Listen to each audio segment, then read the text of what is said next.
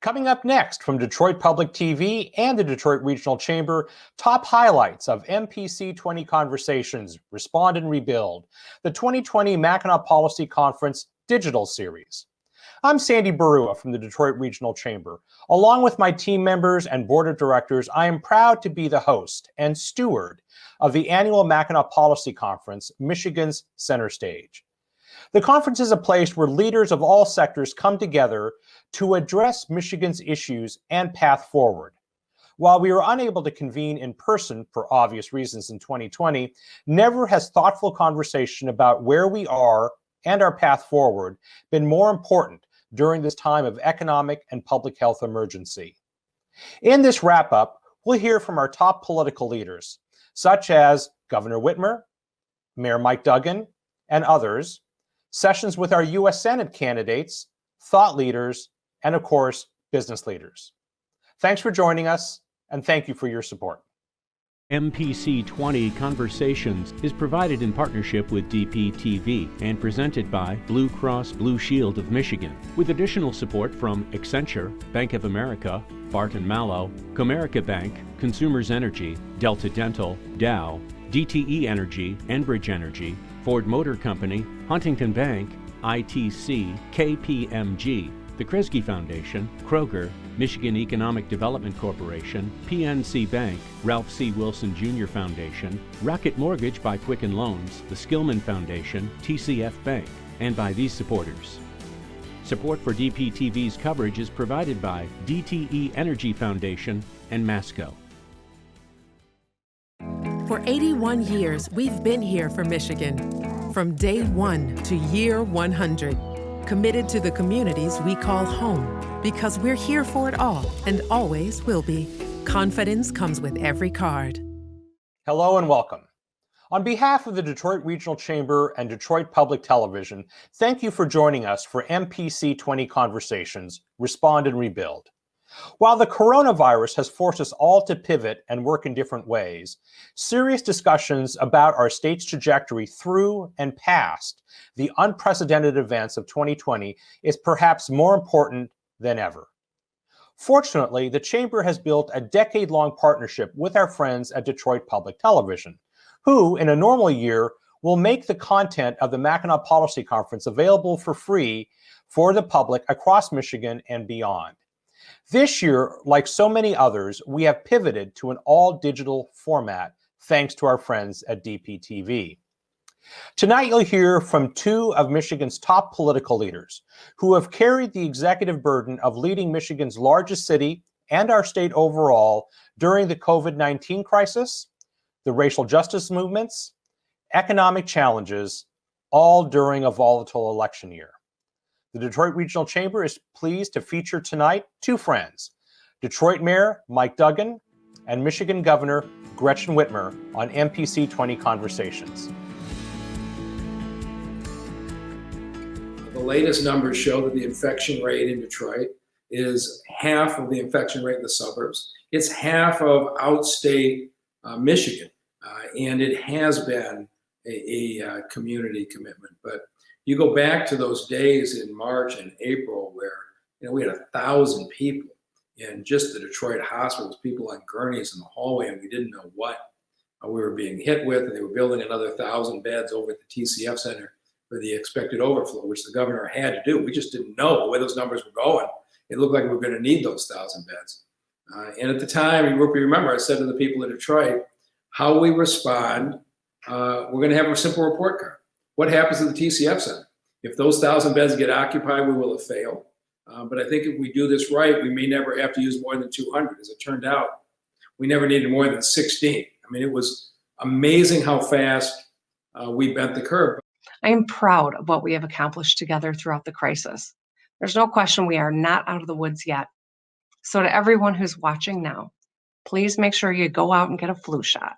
Wear your mask when you leave the house. Be smart, be strong, just like Michiganders are all across our great state. We've done grants, we've done loans. Hundreds of businesses have gotten money to keep them going. And now that they've reopened, I'm being told by a number of businesses on Livernois that they're doing better business now than they have in years with what we've invested. They are operating safely. They've got the proper kind of distancing. But we're going to need another round of help because it took a lot of work to get those storefronts occupied. And we need to make darn sure that we get a vaccine here in March or April. We don't have a bunch of empty storefronts again. And so we're going to continue the loan and grant programs.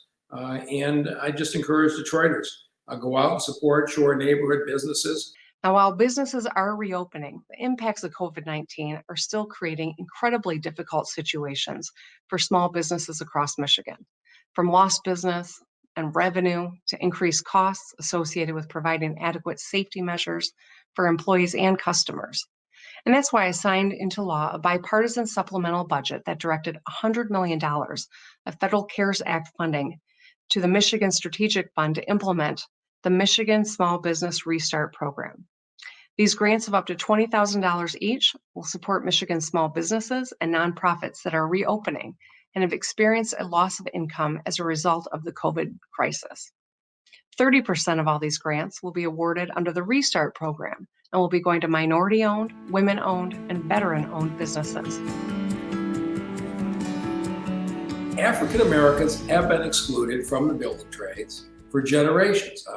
Members of this community just have not been reflected in a number of the trades, particularly the carpenters, the plumbers, the laborers, the electrical workers, have said, this is morally wrong, we're going to change it. And they're really working hard to get Detroiters into their apprenticeship program. The carpenters went a step further.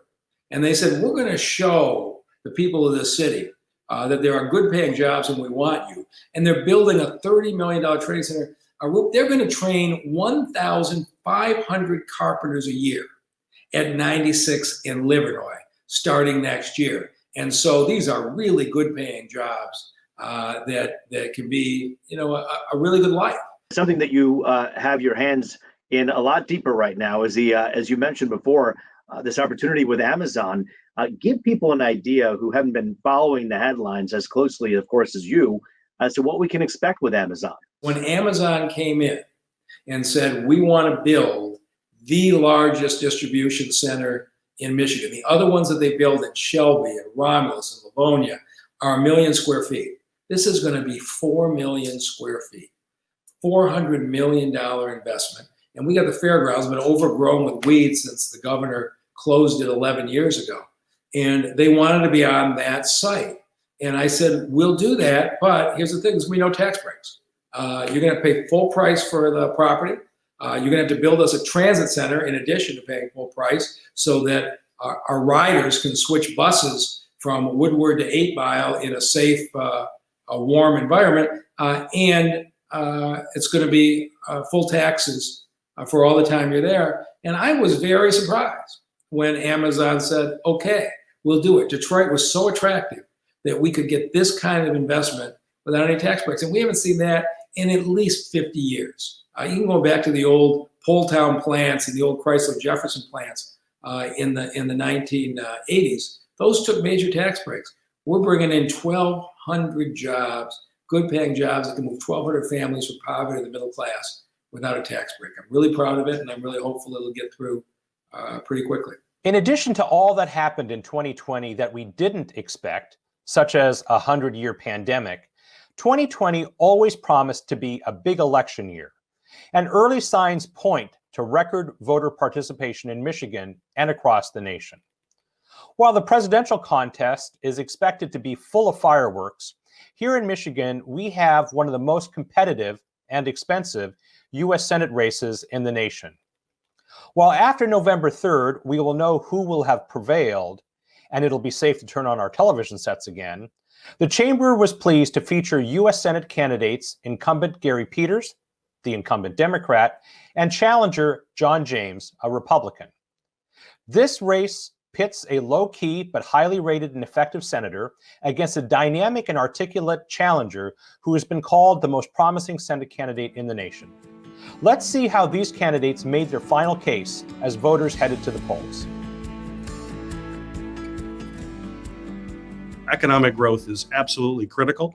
And we're dealing with a deficit. You have to look at spending, you have to look at revenue, and you have to look at economic growth.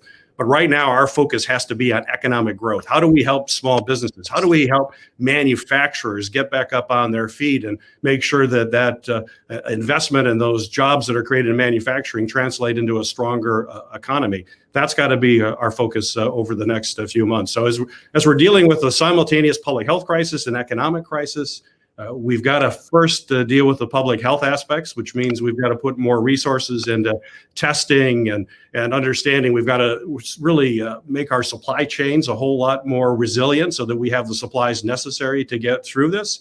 And then we've got to focus on the economy to make sure that we're helping families get through this, making sure small businesses get through this. And then as that economy recovers, so we can take a look at meaningful action to deal with the deficit. I understand what it takes to create jobs and opportunities for people around the state of Michigan. And, businesses are used to dealing with tough times. We're very thick-skinned and hard workers in the state, but we can deal with good times and bad. But the one thing that businesses struggle through is uncertainty.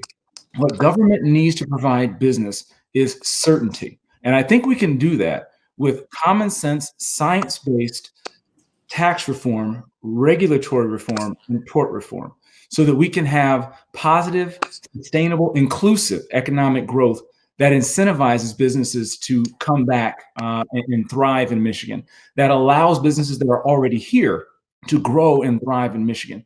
And that's kind of a policy that not just talks about creating jobs, but creating more job creators, the innovators, entrepreneurs like my dad, that created opportunities for folks in Detroit, around the state and eastern Mississippi. We have to reduce the cost of prescription drugs. Prescription drugs continue to rise at a level that's unacceptable. We need to have more competition. I've actually written legislation and passing legislation to deal with the escalating cost of prescription drugs and make sure generics, for example, can be more competitive and can bring down the cost. We have to make sure it is affordable, and that's dealing with the cost structure.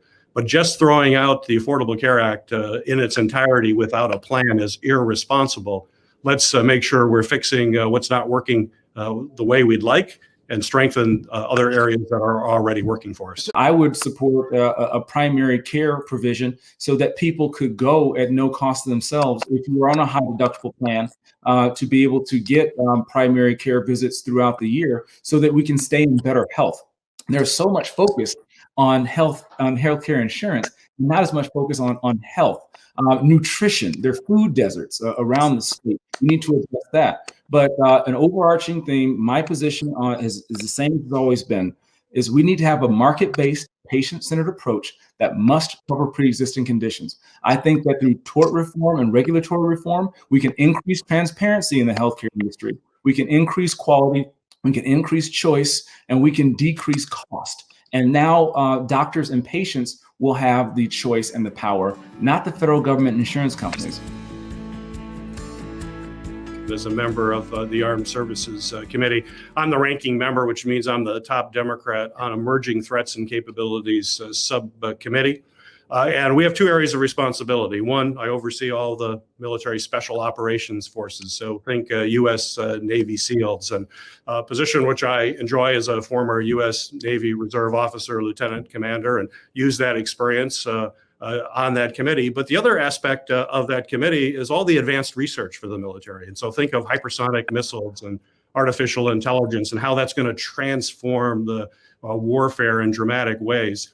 And we're really uniquely positioned here in Michigan. We have a GVSC system or unit, which is basically designing the next generation combat vehicle. It does advanced research for the Department of the Army. And when you think about the partnerships that we build with civilian automakers, with what's happening with the Department of Defense and the Army, and how we can integrate automation. Self-driving cars are transformative on the civilian side. Self-driving, autonomous warfighting equipment will save warfighters' lives, and it'll also make us highly competitive and give us a superior advantage on the battlefield. And all that technology can be devised and developed here in Michigan, which puts us at the forefront of really advanced manufacturing generally. So I'm working to get more resources into the research and development that occurs here in Michigan, and then making sure that that kind of investment also translates into making Michigan a center for artificial intelligence and autonomy. We have a long way to go in ending foreign wars and beginning to invest and bring our children back home and bring our investments and put them in our communities. And moving forward, I think that we have tremendous opportunity, particularly in Warren and in other places. The Arsenal Democracy is in the Detroit area, and we already have existing military, aerospace, manufacturing, mass production. We've been able to win wars because of our economic might, our ability to produce. But just throwing money at the issue isn't a long-term solution. I think that we need to leverage our economic might, our American ingenuity, and be able to fight wars in the future, both asymmetric threats like cyber and counterterror, and also symmetric and conventional threats like hypersonic, space, as well as land, sea, and air. We're fighting people who are looking in terms of centuries and dynasties. We can't get out of the way of quarters and election cycles. We need a longer term vision. We need to focus on readiness, and we need to begin looking at unmanned combat so we don't have to put more Americans in harm's way. During a recent MPC20 conversation, the Chamber unveiled the Detroit Regional Talent Compact, a collective action model that includes business, education, philanthropic, and civic organizations united in this goal of achieving the 60% attainment rate. The compact is 35 members strong and growing. They have signed a commitment to a regional strategic plan to reach this goal and have agreed to adopt specific actions not just within their organizations, but also outside their organizations to achieve the 60% by 2030 goal. In this short segment that unveiled the compact, I get the opportunity to talk about the importance with few of the champions from the business community. Let's take a look.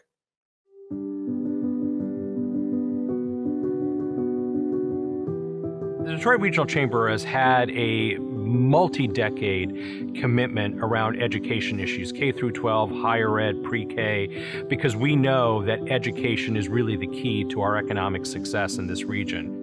Businesses are growing in their realization that education and talent is really the key to not just our region's success, but their own success. We're really engaged in a war for talent globally, and you can only compete by having the best talent. The Talent Compact is a consortium of 35 different entities spanning public, private, and the nonprofit sectors, focused on 17 different strategies over a 10-year period of time to achieve 60% of our adults in our region to have either a 2-year, 4-year, or highly skilled certificate by the year 2030. We want each one of these organizations, the 35 and growing, to focus on developing their own action plan that includes a subset of those 17 strategies, because not everyone can do everything, but everybody can do something.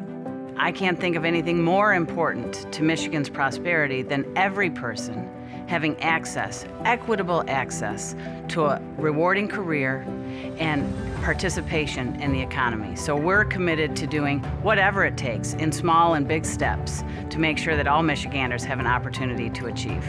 And the compact is just one more way for us to demonstrate our commitment to the education and education attainment of all Michiganders, and we're all in. So we've done a number of things to try to address that gap.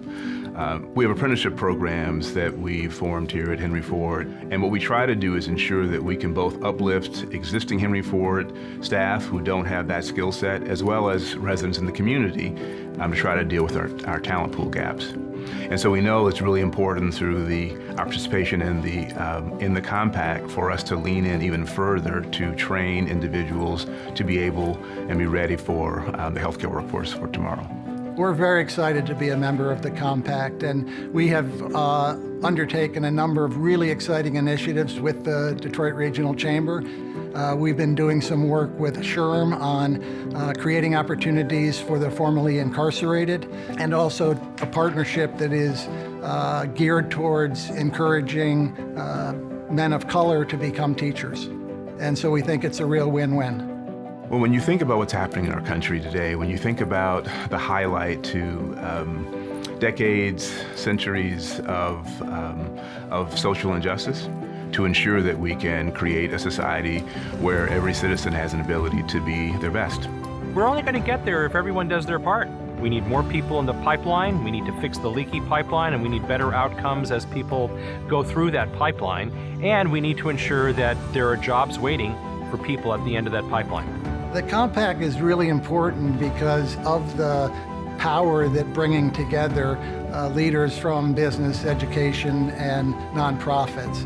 If local employers aren't leaning in in a way to bring more residents further in our social strata and further in our economic strata, will not be successful. I am a believer that business can be a force for good. We all will have talent needs in the future. Let's prepare for that future now, whether it's upskilling our existing coworkers who can have new and better opportunities, or welcoming into our workforce a wide spectrum of people who need opportunities and we need talent. So it's a perfect match, in my opinion.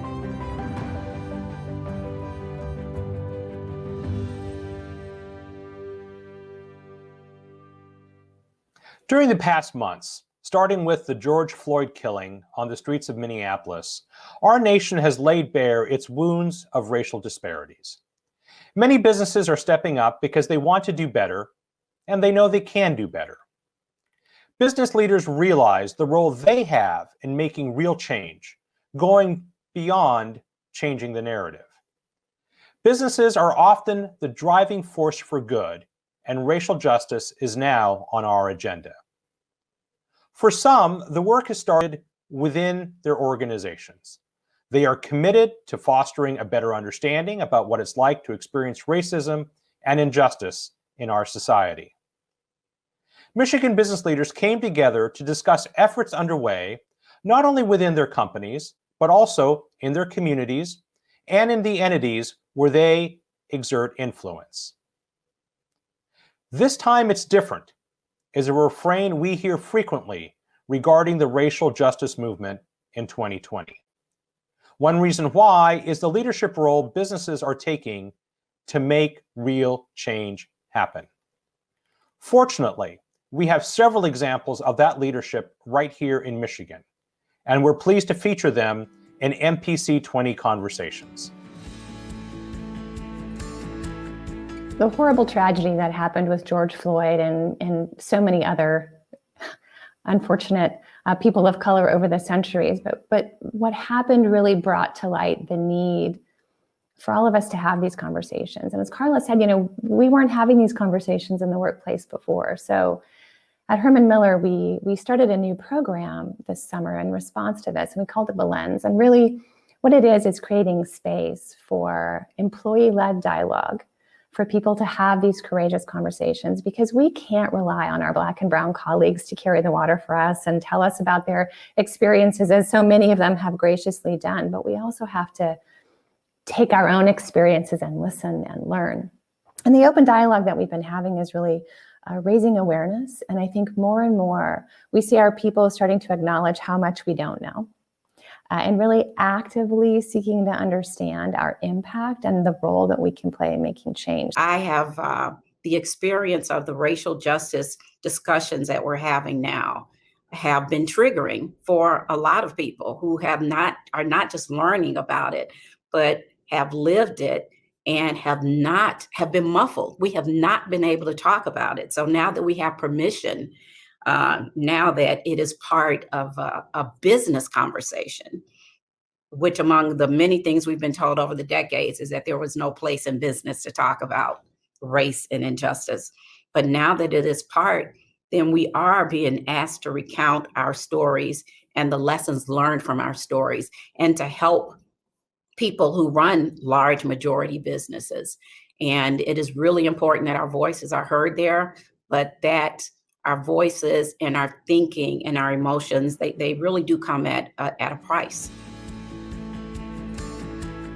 You did something recently at PwC. You had your first ever diversity and inclusion transparency report. And I assume at least part of the reason for that was to learn.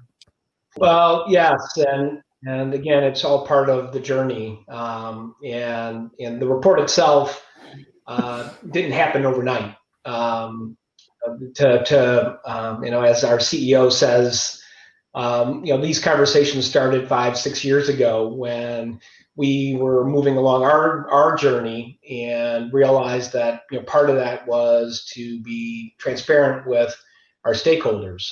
And as we began to prepare for this eventuality, we realized that the data was telling a story that caused us to really behave differently in a lot of different ways. We thought we were making good progress, but it wasn't showing up in our numbers.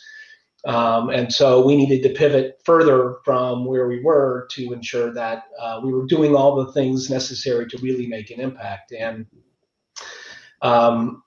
so this past September, earlier in September, we issued our first ever transparency report where we outlined all the various programs and frankly where we are in that continuum as a way to kind of really reinforce our commitment to this space and lead from the front.